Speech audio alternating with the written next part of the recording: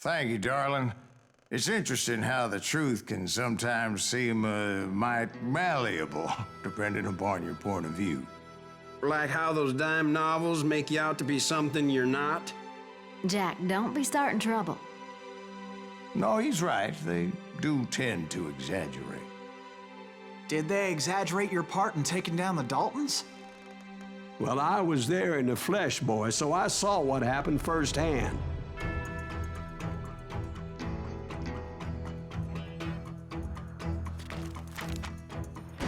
Those Daltons were lawmen once, before they all went bad, robbing banks and trains clear across the territory. Until Coffeeville, of course. I was one of the citizens who took up arms that day. Fighting on the side of right? I did my best, sir. We all did.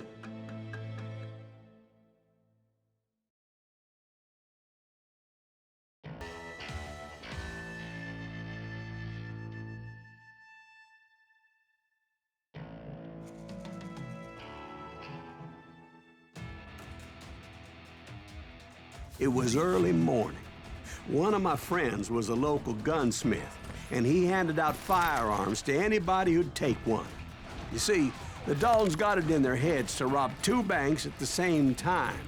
2 banks on the same damn street. Kill that cocksucker!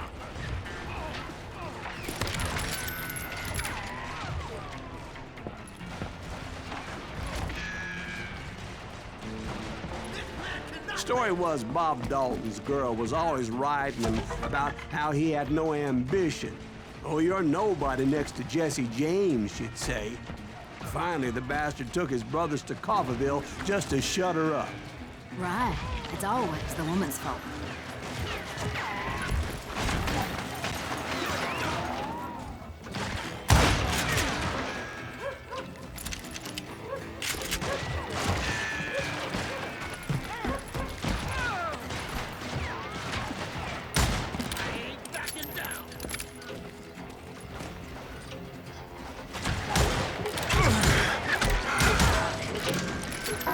Well, the locals recognized the Daltons right off.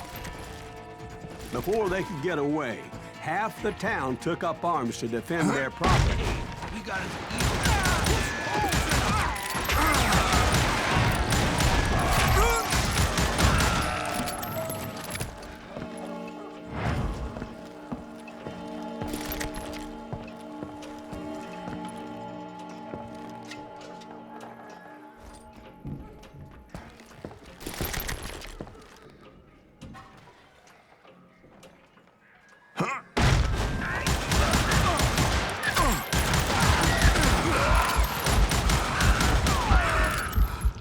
The brothers paid dearly for their stupidity, but everybody knows they had it coming. There's more to it than that. I read all about that day, so I know for a fact that it went down very differently. First of all, it was high noon. A posse of U.S. deputy marshals were on the rooftop across the street. Get ready, boys. They're gonna make a move. The lawmen had been tracking the Daltons for months. Now they finally had them dead to rights. Among them was a bounty hunter feared by many a lawbreaker. This man had no intention of letting the Daltons slip away. They met an adversary that day who had no fear and offered them no quarter. The marshals tried to get the Daltons to surrender. They'll give up eventually. We just gotta wait till some of the bitches out. This bounty hunter knew that the brothers were far too proud to ever lay down their guns. The marshals tried to get the Daltons to surrender. They'll give up eventually. We just gotta wait till some of the bitches out. This bounty hunter knew that the brothers were far too proud to ever lay down their guns.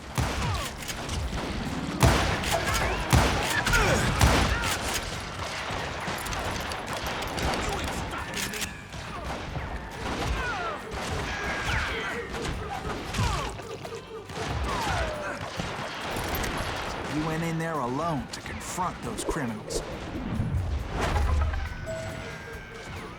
One of the marshals shouted, "Where are you going? Are you crazy?" Hey, where do you think you're going, dumbass? That rifle's mine. But he paid him no mind.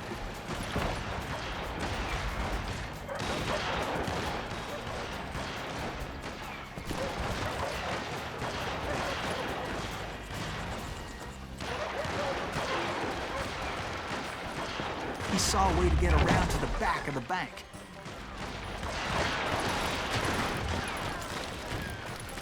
Then he figured out how to hit the Daltons from a direction they weren't expecting.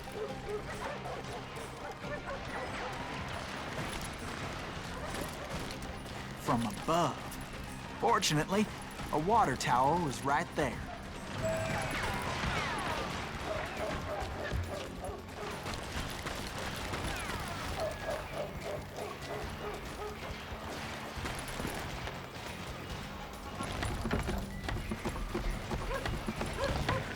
A moment later, he was climbing up a steep ladder, laughing at danger as he did. It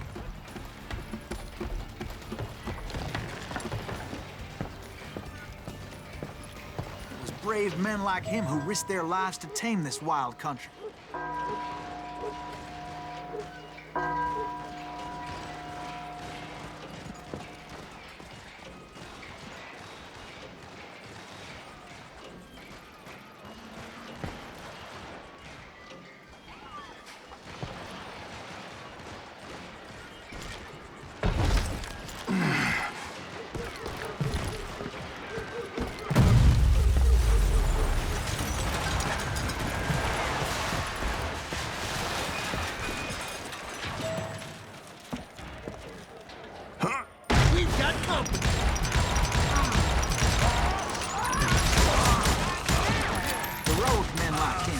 Did what other men couldn't or wouldn't to make this country free. Like Jim Bowie and Davy Crockett, who died defending the Alamo.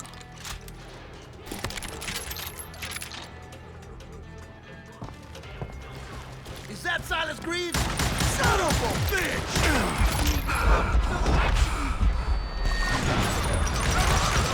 That's a curse.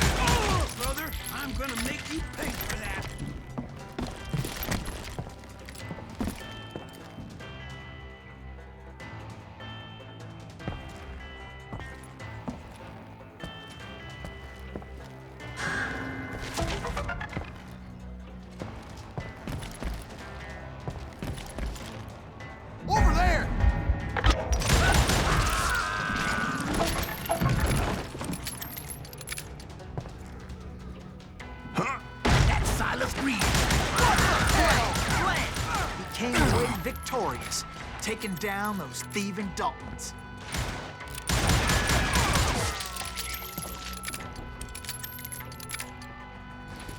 Had enough?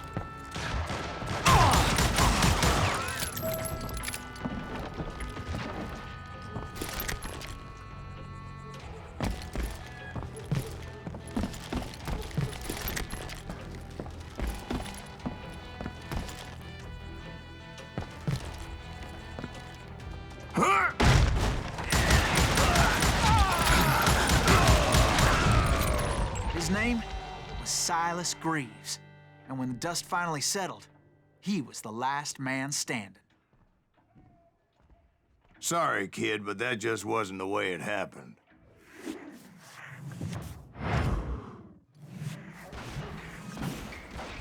It was early evening, not high noon.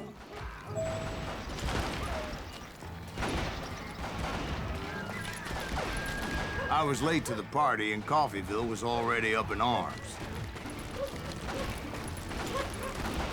The Daltons blew up a safe, and were all set to hightail it out of there.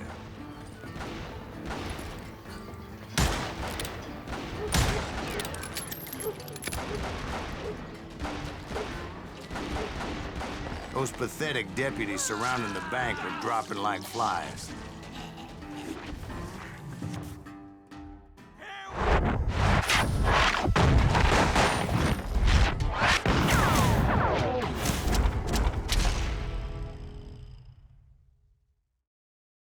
I had been tracking those jokers for months, waiting for them to do something reckless. And finally, they did. Those stupid bastards decided to rob 2 banks at the same time in the same town where everybody knew them. But they still had friends in Coffeyville. Now you're in trouble.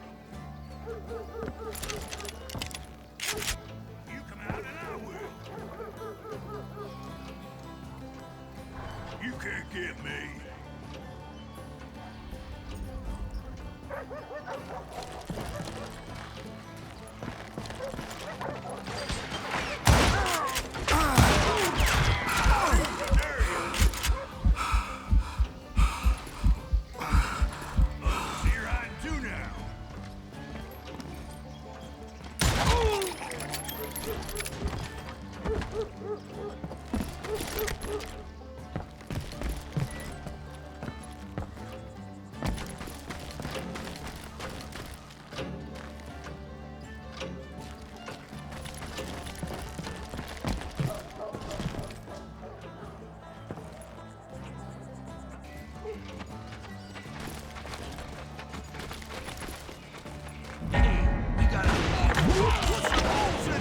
Those friends came after me like a pack of wild dogs, tooth and nail.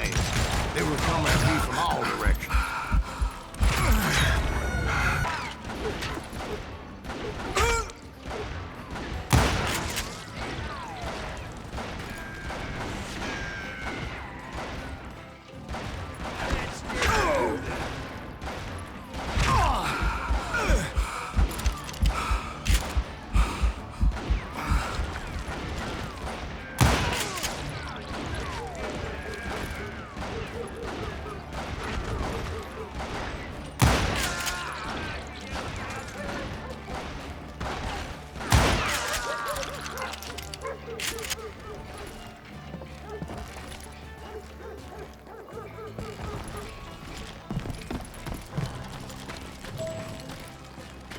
I caught sight of the Daltons running with the money and didn't want to lose it.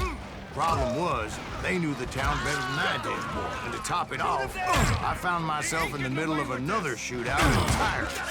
Did the Daltons hole up in somebody's house? No, it was the Smiths, I believe. They were cousins of the Daltons. And they were shooting at the Browns, who were shooting at the Daltons. Which wasn't any surprise, because those 2 families have been feuding forever. And since the Joneses are related to the Browns, they shot at the Smiths, pissing off the Heimhoffers, whose daughter recently married a Smith. Well, bullets were flying every which way as all the old feuds in Kansas caught fire all at once. There was a hell of a lot of pissed off people in Coffeyville that day. But that's just the way life is sometimes. Shit happens.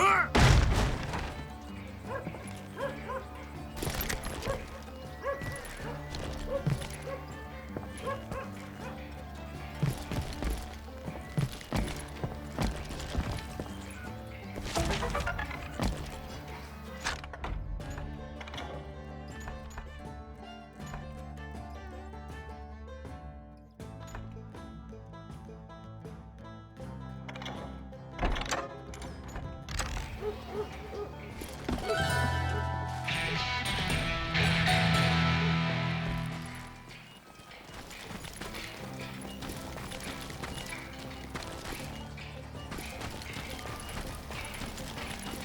Dalton boys knew I would never give up. Those Daltons weren't the sharpest knives in the drawer, but they always stood together. They set a trap to slow me down and allow at least 2 of them to escape. The third brother stayed behind to plant me, just in case that trap of theirs didn't work.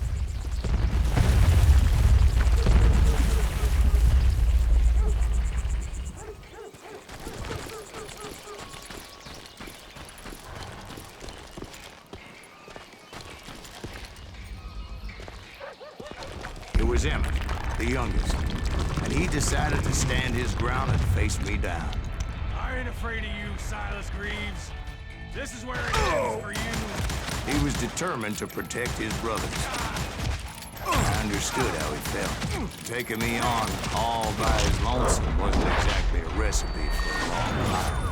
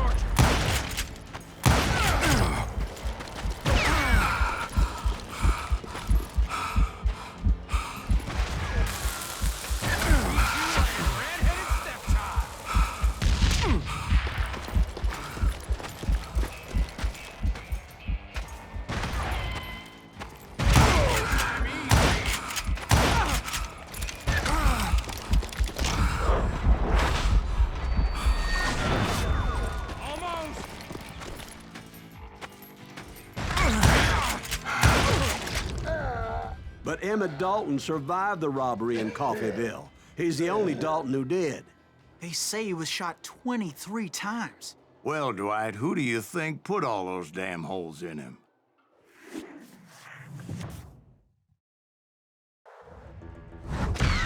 But I have to admit, that boy had grit.